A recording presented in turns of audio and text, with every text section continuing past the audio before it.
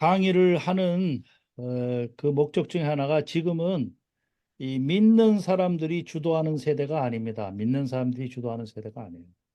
옛날에는 그랬어요. 믿는 사람들이 다 주도했어요. 옛날에 이런 학자들 보면은 뉴턴을 비롯해 가지고 마이클 패러데이라는 과학자, 어, 파스텔이라는 과학자, 파스칼이라는 과학자, 켈빈이라는 과학자, 전부 다 우리가 잘 알죠. 맨델이라는 과학자, 보일, 보일의 법칙 만든 보일이라는 과학자, 이런 사람들이 다 저 믿는 사람들이었어요. 하나님의 근거에서 했던 분들인데, 그리고 최근에 와서는 이 프란시스 콜린스, 신의 언어를 만들었던 이분이 인간 게놈 프로젝트의 책임자예요. 그래서 인간 게놈 프로젝트의 책임자인 사람이 두 사람이 있는데, 이 프란시스 콜린즈하고 이 존 크레이그 벤토라는 사람이 이빌 클린턴에 의해서 임명돼 가지고 이렇게 인간 게놈 프로젝트를 했는데, 그야말로 인간 게놈 프로젝트는 사람의 유전자 정보를 다 파악하는 거잖아요. DNA의 그 구조를 다 파악하는 거라고.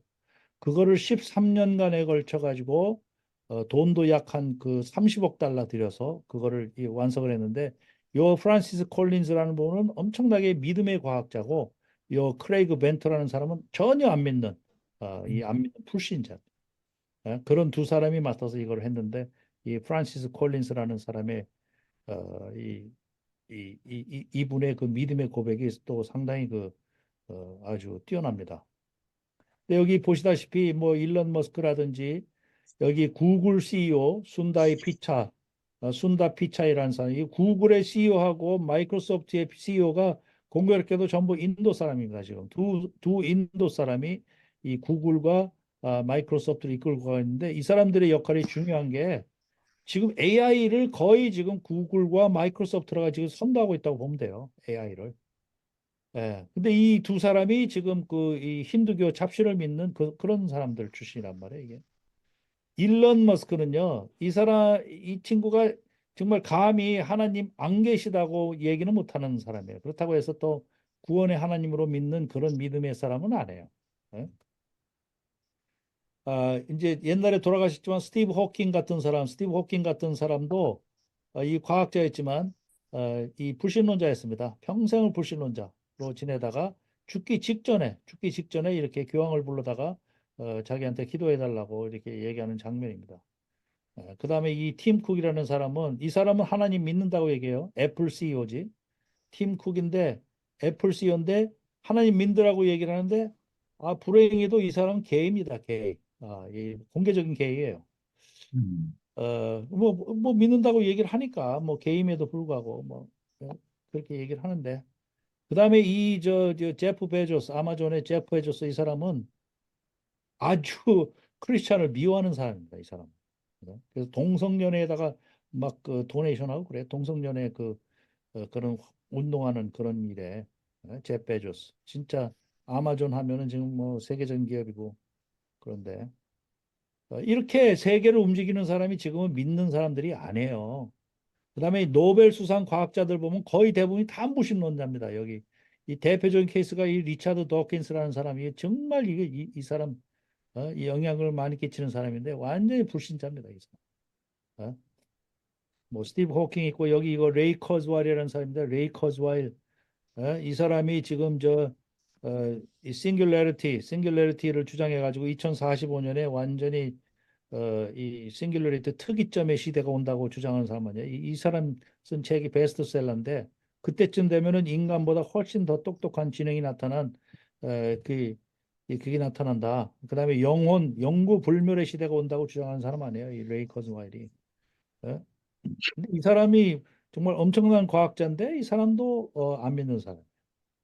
그다음에 스티브 잡스, 대표적인 케이스 스티브 잡스죠. 이 사람도 췌장암에 걸려서 얼마 전에 한 10여 년 전에 죽었지만은 이 사람 그 죽을 때까지도 예수님 영접 안 하고 간 사람이에요. 근데 17살인가 아주 엄청난 시험에 들었어요. 그 기독교의 그 목사한테 엄청난 시험에 들어가지고 평생을 안 믿은 거예요. 이 미치오 까꾸라는 사람이 유명한 사람이죠. 물리학자로서 이 아인슈타인 이후에 최대한 물리학자라고 얘기를 하는데, 미치오 까꾸의 Future of Mind, 정신 세계를 움직이는 이런 책을 쓰고 이런 사람인데 안 믿는 사람이죠. 대표적인 안 믿는 사람. 시냐 야마나카 같은 사람이 이거 노벨 화학상 받은 사람인데 DNA 연구로 안 믿는 사람이죠. 이런 사람들이 지금 세계를 주도하고 있다고. 예? 노화 연구하는 사람들이 이 사람들이다. 노화 연구. 인간이 200살까지 500살까지 살게끔 한다는 이 노화 연구하는 사람들이 전부 노벨상 출신 받은 사람들이 수두로 쟁쟁하고 이 알토스라는 기업입니다. 알토스라는 기업을 누가 세웠냐? 유리 밀러하고 제프 베조스라는 이 두 사람의 억만장자. 이 사람은 러시아의 억만장자고 제프 베조스는 여기 미국의 억만장자인데 뭐 돈 많으니까 이제 영원히 살고 싶은 거예요. 그래서 영원히 살고 싶은 그런 그 인간 그 이 프로젝트, 인간 수명 연장 프로젝트. 이거를 하는데 이 사람들 이렇게 하여해 가지고 이게 무조건 사람의 수명을 늘리는 거 그거 연구해라 그런 거. 이 제니퍼 더드나 같은 사람은 이거 노벨 화학상 받은 사람이에요. 최근에 유전자 과입법으로. 어? 다 여기 가담돼 있어 인간이 200살 살고 500살 살고 하는 거를 다 연구하는 사람들이에요. 아마 괄목할 만한 연구 성과가 아마 앞으로 한 20년 후면 나올 수도 있어요. 예, 나올 수도 있다고. 그러니까 한 200살까지 사는 날이 곧 온다. 음, 이 사람들 연봉이 100만 불입니다. 그냥 100만 불씩 다 주는 거야. 자, 이런 시대에 우리가 살고 있어요. 그래서 제가 그 4차 산업혁명 강의를 그렇게 했는데, 어, 사람들이 항상 물어요. 그럼 우리는 해답이 뭐냐, 기독교인으로서. 우리 해답은 성경으로 돌아가는 것밖에 없어요. 뭐가 있겠습니까? 성경의 진리성을 믿고 그거를 성경을 믿어라. 그리고 성경 속에 다 진리가 있다라고 얘기하는 수밖에 없는 거예요. 딴 게 뭐가 있겠습니까? 그래서 제가 이거를 이제 시작했다고 말씀을 드렸는데 처음에는 여기에 관련되는 책 한 5권만 읽으려고 그랬어요. 여기에 관련된 책 5권. 5권만 읽어도 뭐 괜찮겠다 싶었는데 5권이 아니라 지금은 이제 100권도 넘어가고 지금 한 제가 그 타치한 책이 거의 100권이 넘어가는 것 같아요. 지금. 아티클까지 포함하면 뭐 그보다 훨씬 많습니다. 그런데도 읽어야 될 책이 좀 수두룩하게 많아요. 아티클 하나 지금 쓰는 데만 해도 보통 참고문 60개, 70개가 들어갑니다.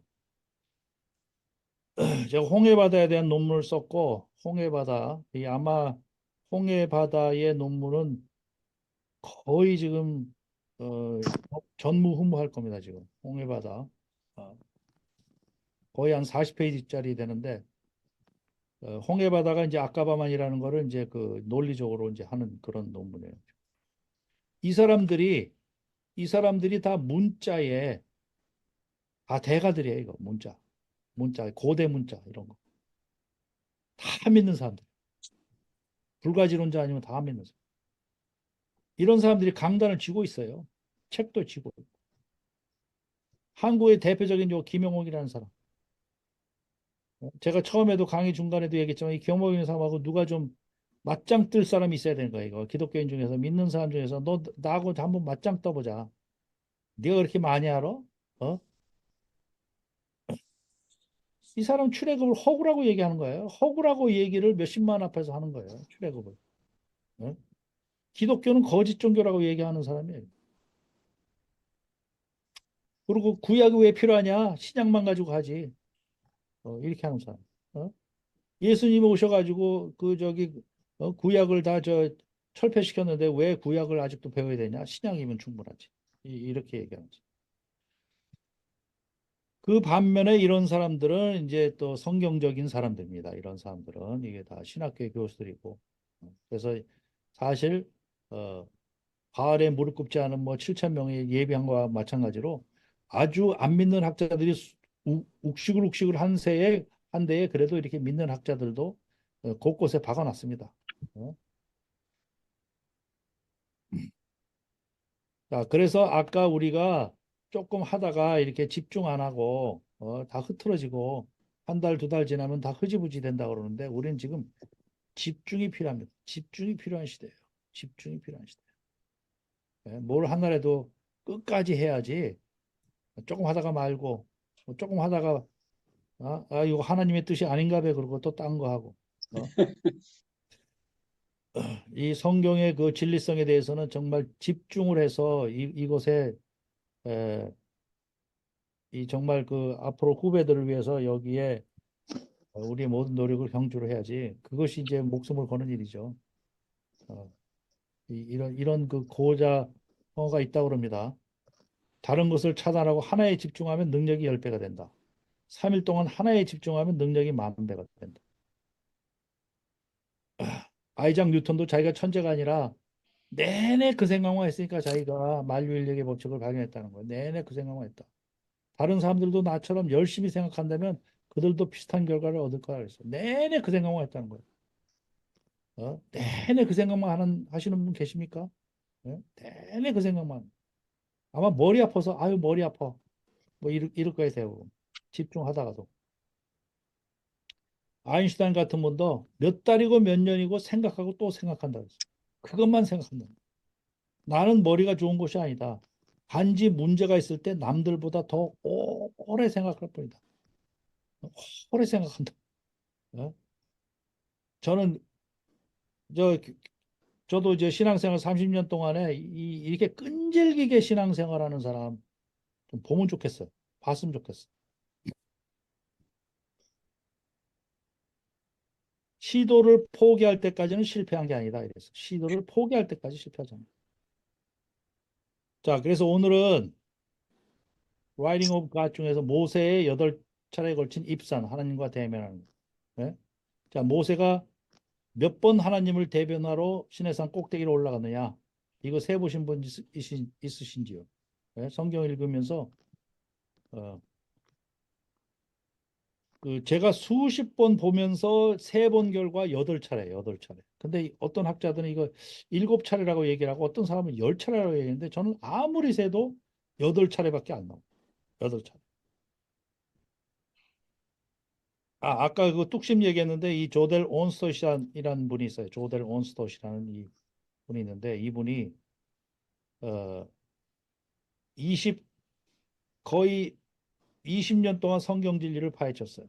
이 여자가 주부였는데 제가 강의 때도 잠깐 언급한 기억이 나는데 30대 초반에 주부가 딸도 하나 있고 자기가 불가지론에 빠지는 걸 느껴가지고 내 스스로가 성경이 진리인지를 파헤쳐 봐야 되겠다 해가지고 출애굽부터 시작해가지고 진짜 이 진리성을 파헤치기 시작했어요.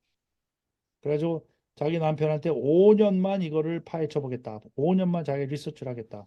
근데 남편이 허락을 해줬어요. 그래서 5년 동안 정말 열심히 리서치해가지고 어, 파헤쳤는데 결국은 5년이 아니라 16년, 지금까지 24년 동안 성경지를 파헤쳤는데 예? 그래가지고 써는 책이 야훼 이그지스트라는 요 책입니다. 이게 제가 이 책이 있는데 이게 1100페이지예요. 1100페이지. 1100페이지에 걸린 책을 썼어요. 이 여자.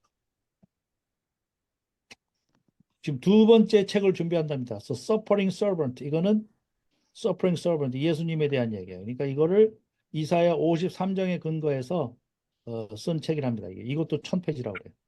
이 대단한 여자입니다.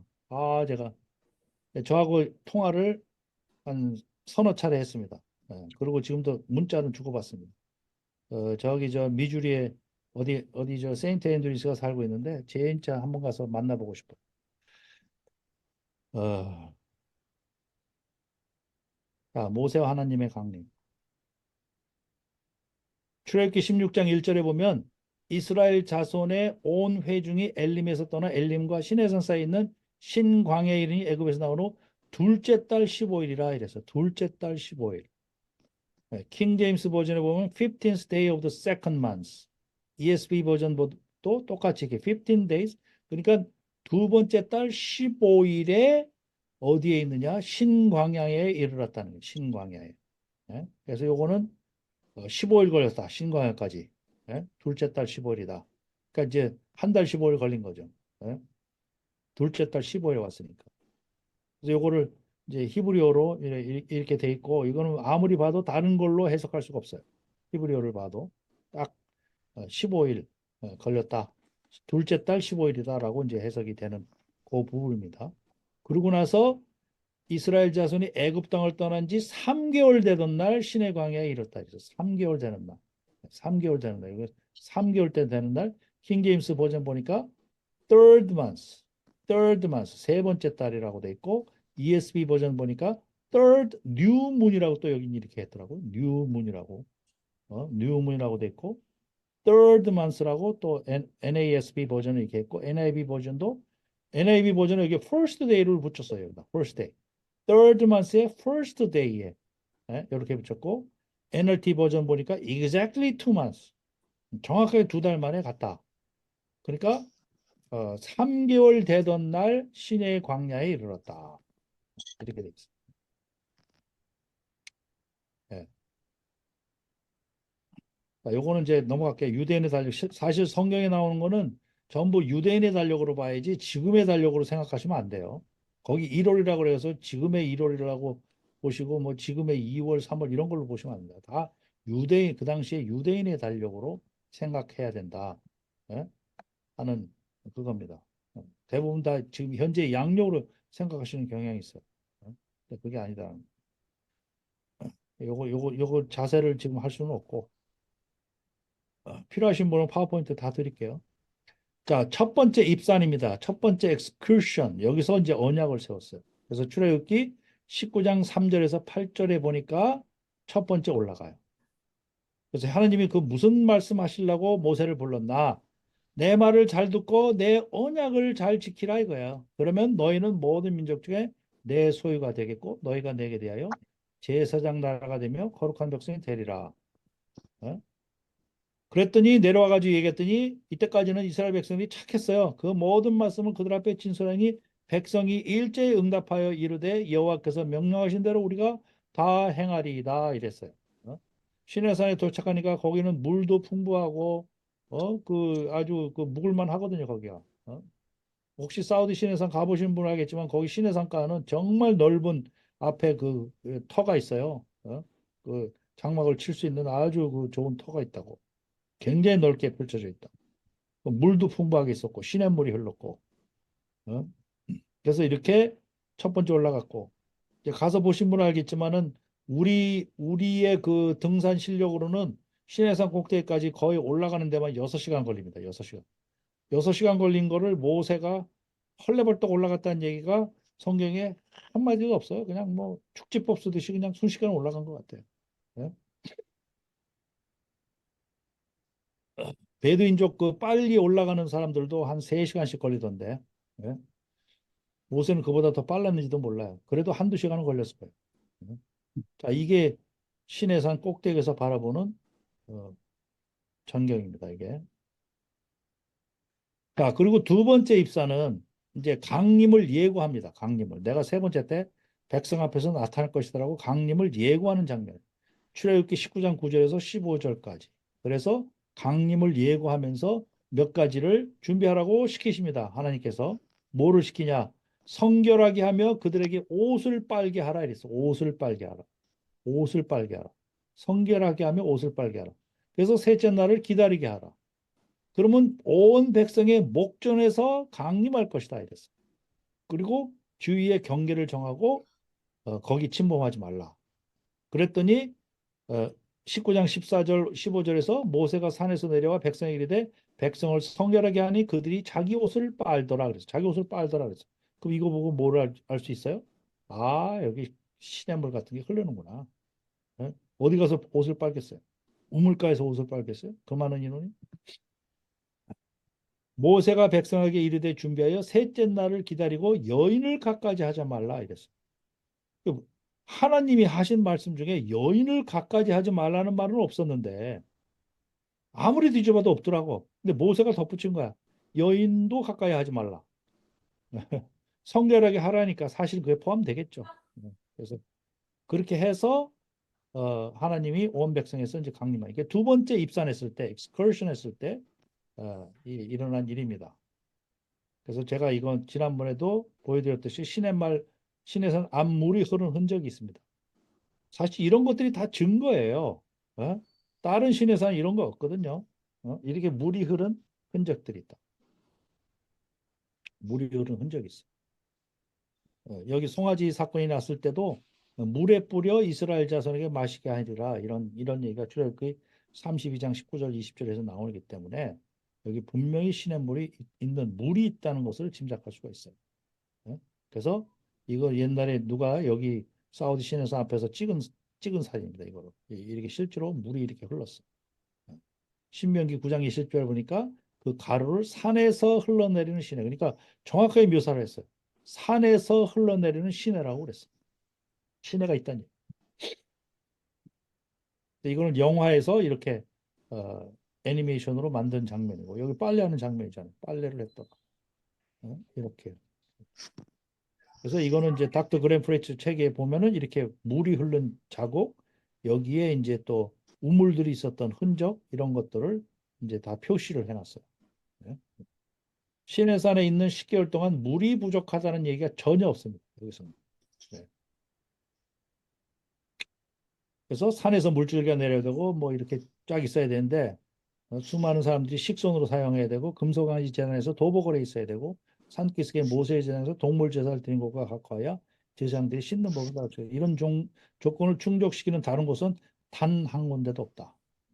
근데 학자들은 이런 거 별로 이렇게 신경 안 쓰더라고. 이런 거. 자기가 한 군데 꽂히면 나머지는 다 그냥 귀뚱으로 듣는 거야. 학자들도 보면 고집이 있어가지고. 어? 이런 얘기 하나만 들어도 이게 의심을 해봐야 되는데 학자들 고집이 제일 셉니다. 예? 이렇게 흘렀던. 자, 그 다음에 세 번째, 이제 하나님이 강림하시는 거죠. 셋째 날 아침에 우레와 번개와 빽빽한 구름이 산 위에 있고 나팔 소리가 매우 크게 들리니 진중에 있는 모든 백성이 다 떨더라. 그래서 신의 산의 연기가 자욱하다. 여호와께서 불 가운데서 강림하니라. 그래가지고 이제 지금 이제 그 제벨 알라우스 그 제벨 마클라 꼭대기에 보면 시꺼멓게 된 부분이 그게 이 성경 구절의 근거에서 하나님의 강림으로 인해서 생긴 시꺼먼 자국이냐 아니면 그냥 화산으로 생긴 거냐 이제 그것이 또 논쟁이죠. 사실은 그건 본질에서 벗어난 논쟁입니다. 그거는 하나님의 강림으로 생겼든 안 생겼든 그거는 이 진리하고 상관없어요. 그게 아니라 하더라도 이것이 신의 산이 아닌 게 되는 게 아니에요. 예? 그러니까 그런 거를 붙들고 늘어집니다. 지금 여기 신의 산을 아니라고 주장하는 사람은 그런 거 붙들고 늘어요. 지엽적인 걸 가지고 붙들고 늘어요. 지엽적인. 자, 백성이 하나님을 맞이한 곳이 19장 17절에 보니까 모세가 하나님을 맞이하고 백성을 거느리고 진에서 나오며 그들이 산 기슭에 서 있는데 이렇게 한국말이 이렇게 돼 있어요. 한국 성경에. 예? 산 기슭에 있다고 그래가지고 어? 이 한참 그 산 꼭대기로 올라갔나? 예? 그렇죠. 산 꼭대기 올라갔는데 여기에 보면은 이게 이 lowest foot이라고 돼 있어요. 이 히브리어에 보면은 예? lowest foot 그러니까 제일 낮은 곳을 얘기하는 foot of the mountain이라고 돼 있어요. foot of the mountain, foot of the mountain. 그러니까 백성들이 foot of the mountain이 있다는 거야. 밑에 부분 백성들은. 자 여기 그러고 이렇게 이제 시내산이 이렇게 이 자국 이거는 지난번 강의 때 다 설명을 했기 때문에 여기서는 다시 설명을 안 하고요. 다 설명을 한 겁니다. 이 부분은.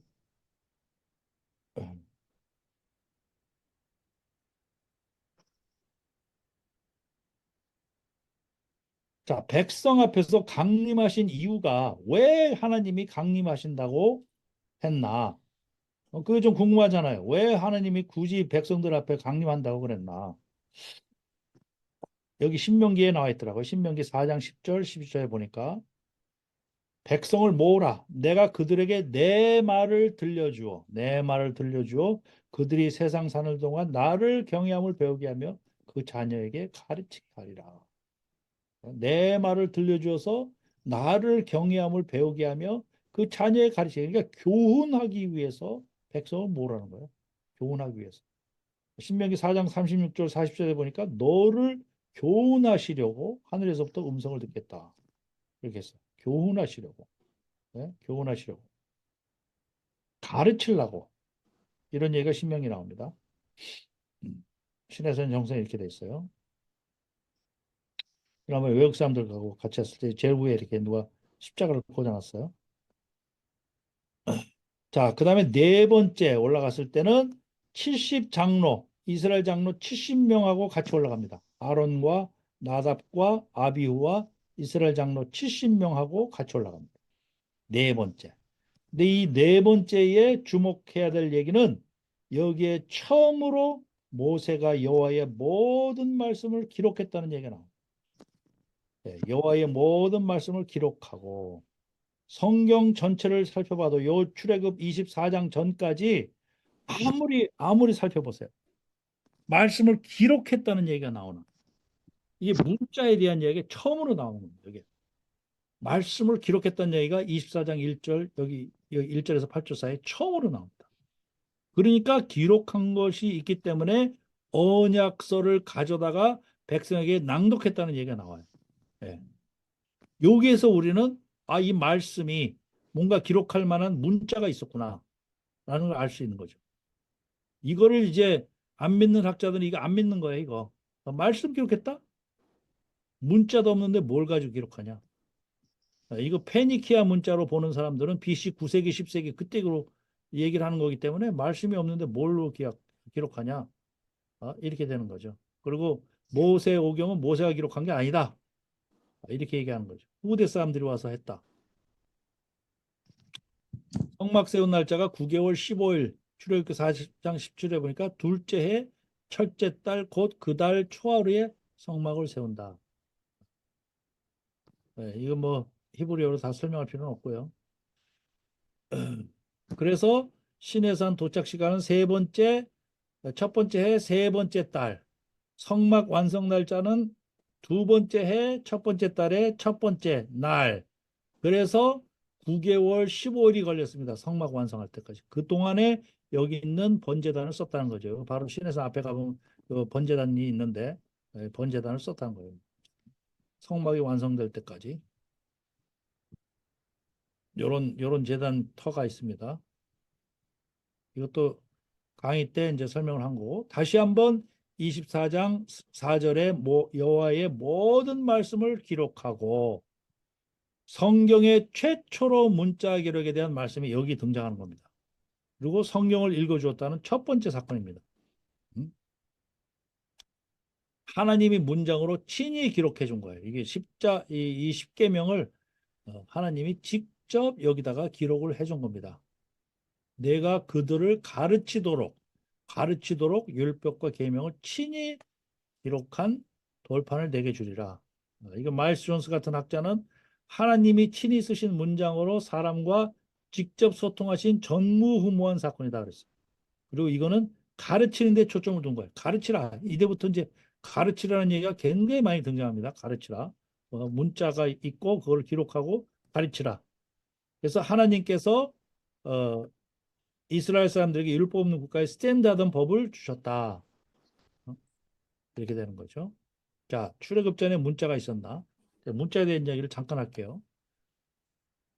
이거는 더글라스 페트로비치가 강의한 내용 중에서 제가 다시 보고서 요거를 좀 따온 내용입니다. 더글라스 페트로비치가 분명히 문자가 있었다.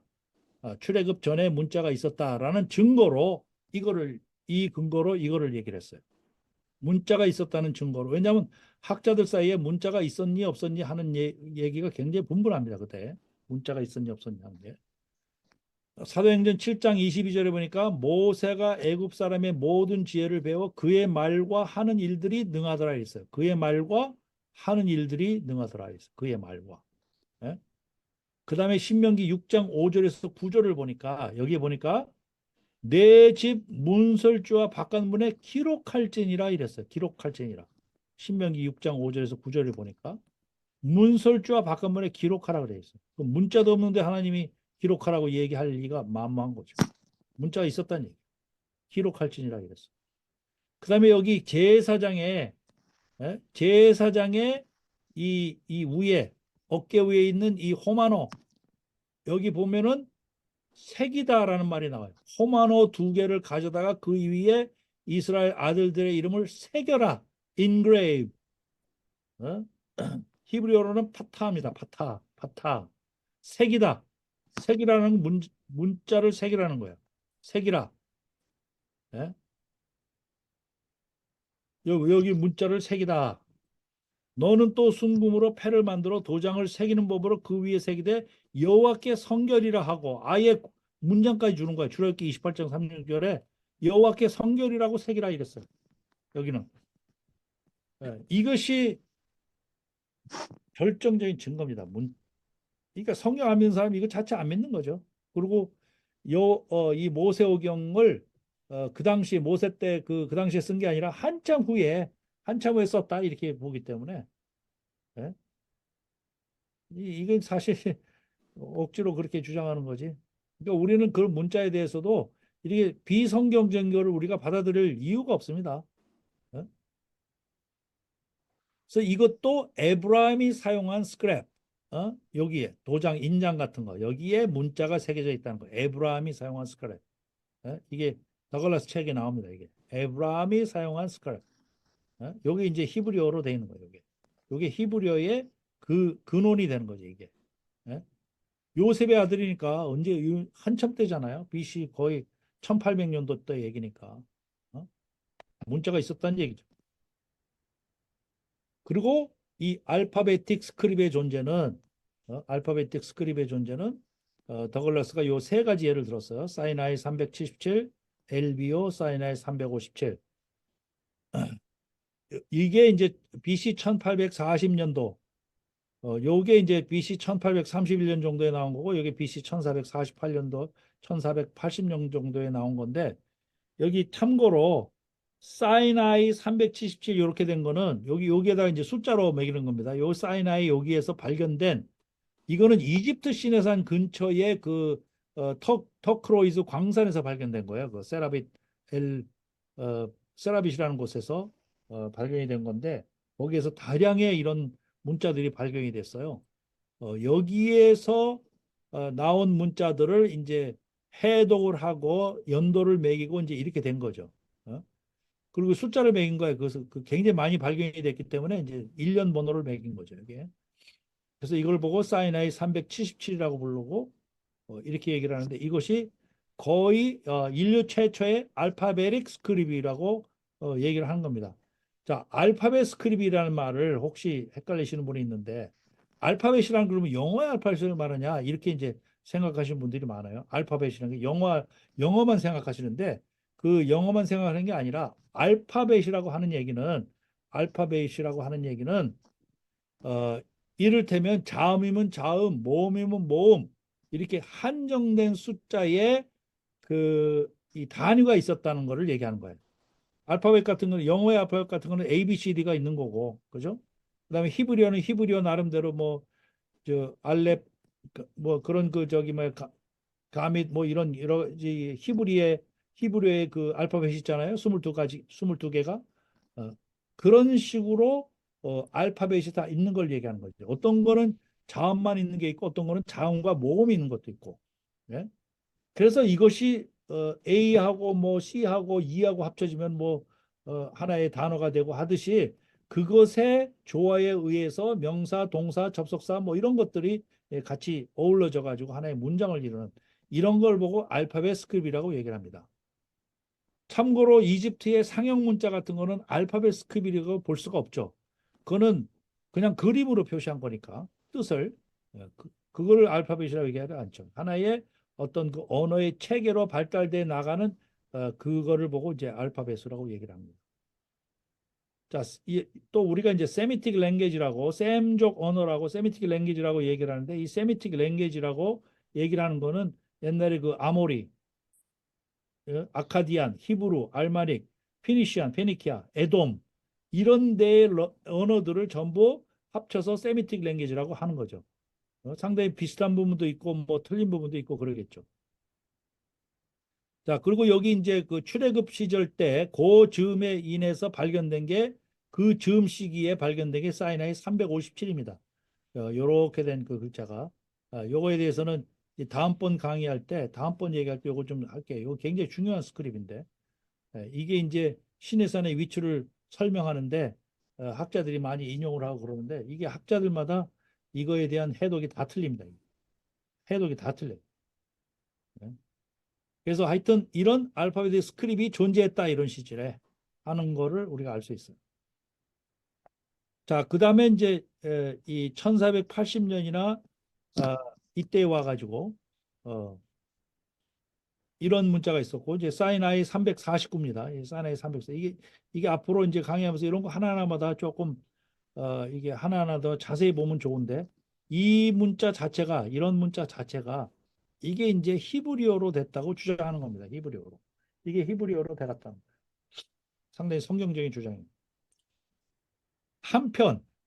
한편 여기는 알파베틱 우가리틱이라고 되어 있는 거는 이쪽 메소포타미아 지역에 얘기합니다. 이게 쉽게 얘기하면 아브라함이 살던 곳, 아브라함이 살던 그런 시리아라든지 그런 어, 그쪽 동네에서는 이게 이런 식의 문자가 이제 형성이 된 거죠. 이걸 보고 영어로는 큐네이폼이라고 얘기를 하고 큐네이폼이라고 얘기를 하고 한국말로는 서령 문자라고 얘기를 하는 거니까 이집트의 상형 문자가 있고 이쪽 메소포타미아 쪽에는 서령 문자가 있는 거예요. 이게 좀 더 딱딱하죠. 이게. 예? 이게 오히려 바위에 새기기는 이게 더 좋은 거예요. 바위에 새기. 이렇게 딱딱하게 된 게. 이게 1250년도 정도에 이제 있었던 거고. 아브라함이 이 문자를 썼다고 생각하면 쉬울 것 같아요. 아브라함은 이 문자를 썼던 게 맞는 것 같아요. 그 다음에 이제 이게 800년도 정도에 와서 이게 페니키아 문자인데 이 페니키아 문자하고 여기 있는 이런 그 시내산에 있는 알파벳 히브리 문자하고 흡사하다는 거예요. 이거하고 흡사하다는 거예요. 어? 그래서 페니키아 문자가 먼저가 아니라 이게 먼저고 페니키아 문자가 나중이랍니다. 이 순서 굉장히 중요합니다. 근데 페니키아 문자가 먼저라고 얘기하는 학자가 아직 우세해요. 훨씬 더 많아요. 그거는 우리가 잘 몰라서 그렇지 페니키아 문자가 더 먼저다라고 주장하는 것은 다시 말하면 성경이 모세오경이 모세가 쓴 게 아니고 성경이 부정확하다라고 얘기하는 거하고 똑같습니다. 성경은 부정확하다. 왜? 한참 후대에 와서 기록했기 때문에 구존으로 내려오다가 한참 후대에 와서 몇백 년 후에 기록했기 때문에 부족하다. 구전으로 내려온 거를 기록하는데 어떻게 그게 정확하냐? 여러 가지가 전설적인 요소가 많이 가미되어 있다. 이제 이렇게 얘기합니다. 그러니까 우리는 어디에 이론을 따라야 되는지 자명합니다. 어? 자, 그 다음에 이제 다섯 번째 입산이 됐고, 다섯 번째는 모세와 아론과 나답과 아비와 이스라엘. 그래서 그의 발 아래는 청옥을 편듯하고 하늘같이 청명하더라. 예? 여기 와서 이제 이스라엘 장로 70명이 하나님을 뵙고 먹고 마셨더라 이랬어요. 먹고 마셨더라. 성경은 정말 틀리지 않은 게 여기 가니까 개울물이 있어요. 70인 장로가 묵었는 그 평지에 가보니까 개울물이 있다니까. 이게 개울이 흘러요. 지금까지도 흐르고 있어요. 그러니까 먹고 마셨다라고 하는 거죠. 먹었다는 거는 뭐 만나 먹었겠죠 여기서. 네? 먹었다는 거는 마셨더라. 아니면 매출하게 먹었든지. 실제 평지가 넓게 있고 물이 흐른다. 그다음에 여섯 번째 입산했을 때 40일간 머뭅니다. 요때 이제 사단을 낸 거죠. 여섯 번째 내려와 보니까 이제 금송아지 사건이 일어난 거예요. 그래서 40일 동안 가 있었는데 40일 동안 가 있었는데 40일 동안 가 있었는데 그 새에 모세가 죽은 줄 알았다. 아니면 자기들 놔두고 도망간 줄 알았다. 이래 가지고 이제 한마디로 개판을 친 거죠. 한마디로 개판을 친 거죠. 지도자가 도망갔다. 아니면 죽었다. 40일 동안 안 내려오니까. 사실 40일이 어느 정도 기간일까? 이걸 상당히 긴 기간이죠. 사실 40일이. 40일 굉장히 긴 기간이죠. 아마 열흘까지도 참았을 건데 열흘이 지나고 20일이 지나도 뭐 올 기미도 안 보이고 그러니까 이제 아이고 이거 죽었다. 확신을 한 거죠. 죽었다. 죽었거나 아니면 도망갔다. 그러니까 이게 개판을 친 거죠. 근데 여기 이제 25장에서 31절까지 성막에 대한 자세한 설명이 나옵니다. 성막에 대한 자세한 설명. 이거 그때에 하나님이 주신 거를 이거 모세가 그때에 기록을 안 하면 이거 어떻게 이 자세한 거를 알 수가 있겠습니까? 이거 기록하는 문자가 반드시 있었던 거예요. 이거 반드시 있었어. 이 성막이 이렇게 25장에서 31절까지 보세요. 기가 막히게 자세한 그런 그 매뉴얼을 줬는데 그걸 무슨 수로 어? 다 기록한 거죠, 그거에. 자, 그래서 금송아지 사건이 일어났고, 자, 그래서 이 더글라스 페트로비치의 책에 보면 여기에 문자들이 다 나와 있습니다. 여기 하나 보면 1842년에서 1760년 사이에 쓴 문자들, 거기서 발견되는 문자들이죠, 이게. 예? 그다음에 1560년에서 1307년 사이에 발견된 문자들. 각각에 해당되는 이 히브리어, 각각에 해당되는 히브리어. 이 차트 요거 우리는 요거 쉽게 요거 하지만 이거 아마 이거 작성한다고 아마 뭐 수년 동안 아마 이거 엄청난 고생을 했을 거예요. 이거 엄청나게 이 차트 하나 만들려고 아마 엄청난 리서치를 하고 엄청난 조사를 했을 겁니다. 이 차트 하나만 가지고도 더글라스의 업적은 있는 거예요. 요런 문자들이 요게 다 요렇게 요런 히브리어에 요런 문자에 해당된다. 어. 그래서 다시 말하면 요 사이에 요게 십계명에 있는 문자가 이게 확실하다면 우리가 십계명을 복원할 수가 있는 거야. 요 문자를 써서 십계명을 복원할 수가 있는 거야. 사실. 저가 이제 AI 전문가를 완전히 AI 프로그램 전문가를 최근에 알게 됐어요. 그래가지고 이런 거를 AI를 이용해 가지고 한번 십계명을 복원하는 거를 한번 해보면 어떨까 그런 생각이 들더라고요. AI를 쓰면 이거 가능합니다. AI가 그런 거 잘하기 때문에 여러분들 그거 아세요? 지금 챗 GPT가 있는 세대하고 없는 세대하고 지금 천지 차이가 나는 거예요. 지금 스마트폰 세대하고 또 달라요. 이제 앞으로는 챗 GPT 쓸 줄 아는 세대하고 챗 GPT 못 쓰는 세대하고 확 나눠질 겁니다. 챗 GPT 잘 사용하시는 분 여기서 계시는 건 모르겠어요. 네? 챗 GPT 반드시 사용할 줄 아셔야 됩니다. 그것도 잘 쓰셔야 돼. 모르시면 나중에 강의 좀 해드릴게요. 챗 GPT 어떻게 좀 잘 쓰는지. 잘 사용하는 사람한테 너무나도 쉬운 게 많아요. 음. 자, 이게 프로토사이나틱 알파벳. 프로토사이나틱 알파벳. 예. 신해산으로부터 파생된 언어입니다. 이런 거를 좀 우리가 자세하게 연구를 할 수 있고 연구하고 같이 공부할 수 있고 하는 그런 시간들이 앞으로 이제 주어질 거예요. 이런 거를 하게 되고 이런 걸 하게 되면 너무나도 재밌겠죠. 이거. 자, 그래서 옛날에 프로토사이나틱 시대가 있는 거예요. 프로토사이나틱.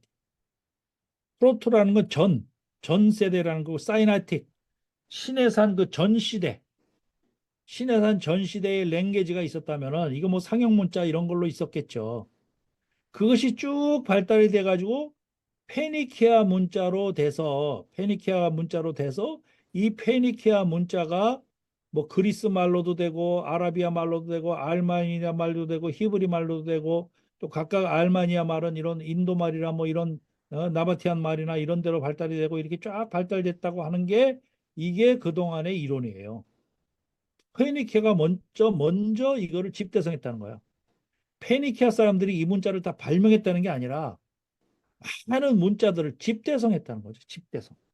그래서 하나의 문자 체계로 제일 처음 만드는 게 페니키아다라고 얘기를 하는데 그렇게 되면 앞서도 얘기했듯이 성경은 가짜 되는 거예요.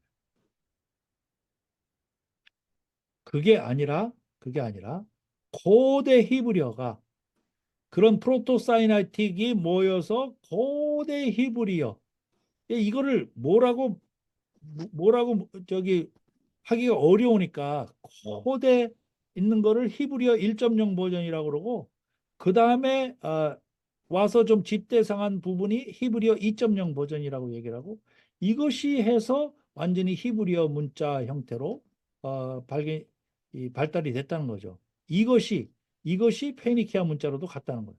왜냐하면 너무 흡사하기 때문에 페니키아하고 옛날 히브리어하고 제가 요즘에 책을 하나 읽고 있는 게 있는데 나발이라는 사람이 쓴 건데 이쪽 문자 쪽에 여기 보여주는 것 같이 너무 흡사한 게 많아요.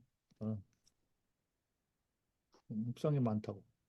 그러니까 우리는 성경적인 걸 믿어야지 뭐 학자 중에서 어느 학자가 주장한 걸 따라가겠습니까? 이거는 어차피 창조설이냐 뭐 진화설이냐 주장하는 것처럼 어차피 증명 안 돼. 이거는 어느 사람 말이 맞는지는 어차피 잘 증명이 안 돼. 이거는 네? 그냥 학설로 남아 있을 거예요. 거의 앞으로도 계속 학설로 남아 있을 거예요. 그 학설이 비성경적인 거를 우리가 따라갈 이유는 없는 거예요. 여기에서 발견된 거를 얘기합니다. 여기 세라빗 엘 카딘, 와디나스 이런 데서 발견이 된 굉장히 많은 문자를 가지고 이제 근데 지금 이게 이 세라빗 알 카딤에서 만든 이 문자 해독한 거 이것이 거의 학자들 사이에서도 이 더글라스 페트로비치가 해독한 그 부분이 거의 증거로 채택이 되고 있어요. 지금. 채택이 됐어요. 이게 출애굽의 증거고 그다음에 출애굽의 연도가 BC 1446년이 맞다라는 것을 증명하는 증거로 거의 많은 학자들이 채택을 하고 있어요. 다른 책에서 그걸 많이 인용을 하고 있어요. 더글라스 페트로비치가 주장하는 부분을. 7번 올라갔을 때 이제 또 이제 7번째 올라갔어요. 그래서 7번째 올라갔을 때는 이 금송아지 만든 거에 대해서 사죄하러 올라갔습니다. 모세가. 출애굽기 32장 30 그래서 33장 33절 내용을 보면은 금송아지 만든 거에 대해서 하나님이 다 그냥 어, 이 예? 다 그냥 말살해 버린다고 여기 나오잖아요. 예? 이름을 지어주고 뭐 말살한다고 나왔는데 모세가 싹싹 비는 거죠 한마디로 싹싹 빌어 가지고 하나님께서 그냥 용서해 주십니다. 그래서 장신구를 떼내라 그랬어요. 장신구를 떼내라. 너희 몸속에 있는 모든 장신구를 떼내라. 금으로. 예. 이게 벌이에요. 장신구를 떼내라고 한 게 벌이에요. 그래서 장신구를 다 떼내죠. 그래서 사우디 시내산 앞자락에 가보면은 한 30년 전, 40년 전까지만 하더라도 홍수가 와서 물이 뒤집히면 거기에서 엄청나게 금 장신구들이나 이런 금 쇠붙이들이 많이 발견이 됐다고 옛날에 갔다 온 사람들이 얘기를 해요. 그래가지고 이 베두인족들이 금속 탐지기 갖다 놓으면서 이 금 찾느라고 그때까지만 해도 많이 발견이 된 거예요. 근데 그 이후에 이제 이 베두인족들이 거기가 유적지인 거를 알고 난 다음부터 다 뒤져가지고 감 나가고 뭐, 뭐 그림 그려져 있고 뭔가 좀 골동품 그런 그 형태를 띈 것들은 다 그냥 베드인들이 다 가져가 버렸어요. 네. 그 전에 몰랐을 때는 있었는데 거기가 이런 기독교적인 유적지라는 걸 안 다음부터 얘네들이 샅샅이 뒤졌어. 그거 얼마 안 돼요. 거의 뭐 1400년 동안을 거기 아주 그냥 군사 보호 지역으로 이게 보호해놓고 사우디가 아무도 못 들어가게 했기 때문에 그 잘 보호가 된 거예요, 사실은. 어? 그리고 8번째 왔을 때는 이제 이 십계명을 다시 만들어 주시죠, 하나님께서. 돌판을 모세가 만들어 갖고 가죠. 처음에는 돌판까지도 만들어 주셨어요. 돌판까지도 하나님이 만들어 주셨는데 이때는 돌판을 만들어 갖고 오라고 그랬어요. 그래서 여기다가 다시 새겨 드리죠. 그래서 8번째 갔다가 옵니다. 그래서 실제로 거기 갔다 오신 분만 알겠지만은 참 하나님 일을 하는데 저는 거기 6번 갔다 오고 나서 느낀 게 하나님을 일을 하는데 정말 체력이 필요하구나. 건강해야지 건강하지 않으면 아무것도 못하겠고. 예? 모세가 골골하고 그 산에도 못 올라갔으면 그 쓰임 받았겠습니까? 어? 그 산을 갖다가 그냥 순식간에 왔다 갔다 할 수 있는 체력을 지녔기 때문에 그렇게 쓰임을 받은 거다. 체력들 많이 보강하시고 만약에 사우디 시내산 가실 일이 있으시면 등산으로 연습하셔가지고 꼭대기까지 반드시 올라가시도록